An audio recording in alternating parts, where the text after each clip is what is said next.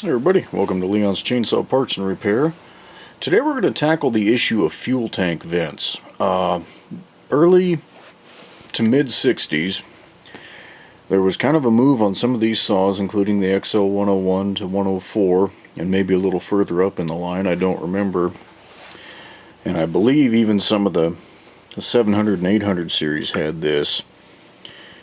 They vented the fuel tank through a little fitting in the back here. You know, some of the earlier fuel cap vents had a tendency to rattle loose, so I think they played around with different ways to make the duckbill valve work.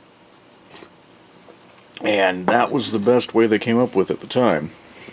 So I'm putting together my 101 here. If everything was bolted in place, that's how it would look. And you can see that little hole right there.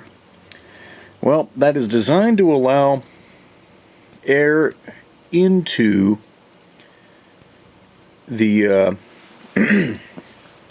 around the valve there. Sorry, I'm trying to concentrate and look at this stupid thing.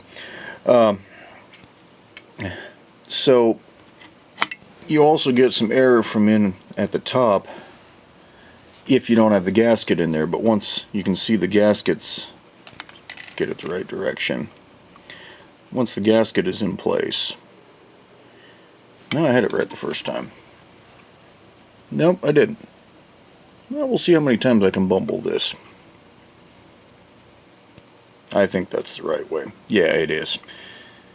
So that'll seal that area up. We'll go ahead and take this screw out, because you kind of get what I'm talking about, I think, by now. Hopefully I get what I'm talking about. Okay, get that out of the way. Here we go. This will work better. So this whole surface here is gasketed in. The inner holes there are for the reed valve assembly. But once this is gasketed in place, the only way for air to get into that cavity is through that little hole right there. So what's supposed to happen is that vent has a duckbill valve in it. It's supposed to draw air into the tank but not let gas leak back out. So if you've got a saw that when it's running you've got gas coming out of that little hole, it means that duckbill valve has disintegrated, which is no giant surprise. So we're going to go ahead and pull that out of there, and I'm going to show you guys what you can do to repair those. NOS ones still pop up on eBay once in a blue moon. I get them in myself once in a blue moon. And to a T, they're going to be garbage right out of the package because the duckbill valve, that old rubber, will have disintegrated and turned to goo.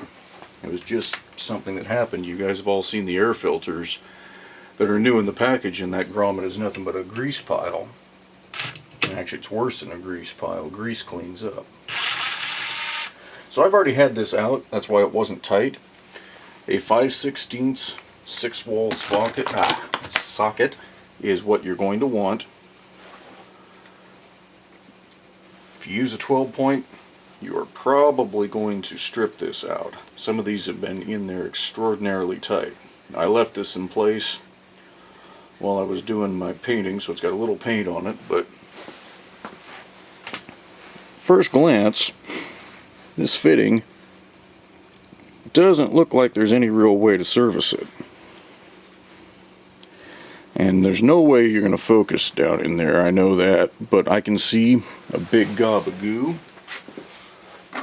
I'll even dig some of it out and show you what we're looking at. That is what's left of that old duckbill valve. Word of warning, you don't really want to get that on your hands because it's nasty. It just sticks to you and it doesn't come off. Carburetor cleaner or brake cleaner will take it off. And that's what I'm going to use to clean this out. So to service it, you need to pop the back end off. That should be enough of a contrast there against the yellow. That cap right there is just pressed in place and it will actually pop out. So what I'm going to do is go in through this hole in the front with a small punch and just punch that out. I'll probably cinch the hex part in the vise. Just tap that out. Doesn't take a hell of a lot of force. Clean this up and then we'll come back and take a look at putting a new duckbill valve in. Okay, so that was easy, as I suspected it would be. Just a regular little nail setting tool was just the right length to go in through here. Just pop that back cover off. And there is that cover. You can see the vent hole in it.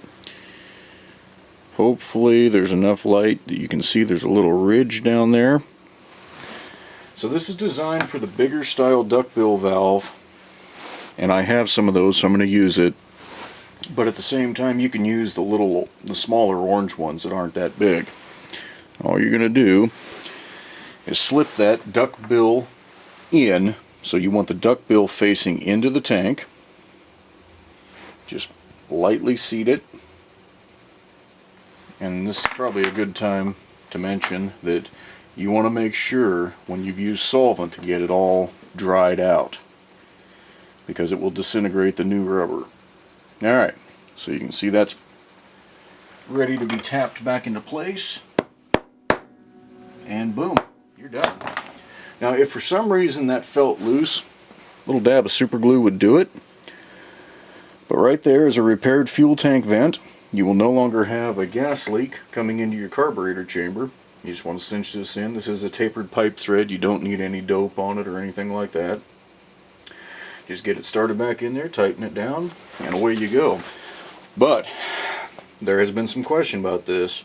You absolutely have to remove the carburetor chamber and throttle handle to get to this. There is no other way, especially on this model where the tank and the crankcase are all one assembly.